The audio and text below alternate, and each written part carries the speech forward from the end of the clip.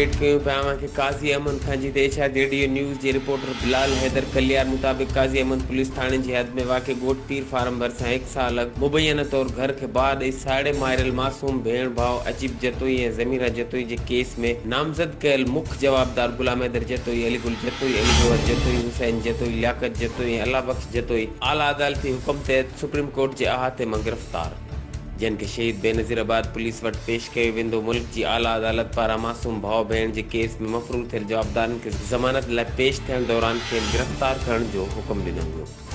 नवाबशाह में मोकलियल police team Islamabad पहुंची जवाबदारन के तहवील में वठंदी। वाज़े रहे सिंध हाई कोर्ट हैदराबाद पिण अग मज़कूरा जवाबदारन की 2 भेरा जमानत रद्द कई हुई, जंहिं बाद Islamabad press court of Pakistan में पेश थी जमानत हासिल करण पे चाही, पर अदालतन खेन जमानत ॾियण वारी दरख़्वास्त रद्द कंदे खेन गिरफ्तार करण जो हुक्म जारी कयो। राब्ते करण ते काज़ी अहमद पुलिस थाने के SHO हुसैन अली खरल बुधायो तो असांजी पुलिस पार्टी इस्लामाबाद पहुंची। इस्लामाबाद पुलिस गिरफ्तार कयल जवाबदारन के मकामी अदालत में पेश किया है, जंहिं बाद सफ़री राहदारी मिलण बाद समूरा जवाबदार काज़ी अहमद पुलिस हवाले कया वेंदा, जिन खे काज़ी अहमद पहुंचायो वेंदो।